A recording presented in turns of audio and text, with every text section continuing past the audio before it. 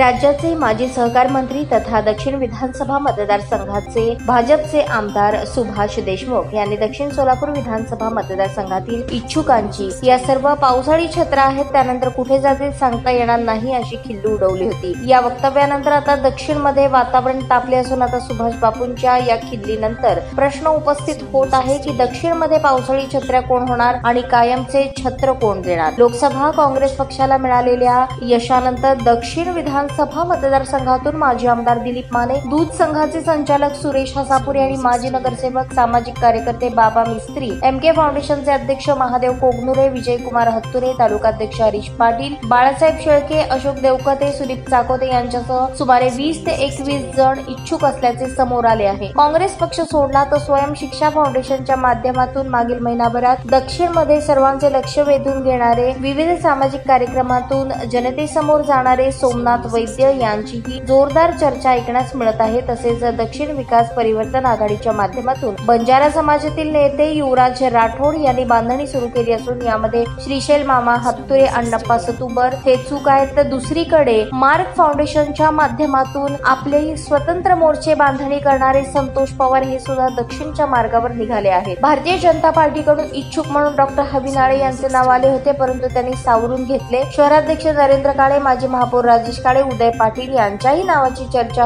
होती। काँग्रेस पक्षाकडून धर्मराज काळादी यांचेही नाव पुढे येत आहे। दक्षिण विधानसभा मतदारसंघ वाटतो तितका सोपा नाही पण सोलापूर जिल्ह्यामध्ये सर्वाधिक इच्छुक याच मतदारसंघात झाले आहे। सुभाष देशमुख यांच्या म्हणण्यानुसार या सर्व पावसाळी छत्र्या आहेत। सुभाष देशमुख यांनी डिवसल्याने आता या सर्वांमध्ये किती जण निवडणूक लढवतात हे पाहणं महत्त्वाचं ठरणार आहे। परंतु देशमुख यांच्या विरोधात उमेदवार वाढले तर याचा फायदा भाजपला होईल हे तितके खरे आहे। ताज्या बातम्या पाहण्यासाठी प्राईम महाराष्ट्र न्यूज चॅनलला सबस्क्राईब करा।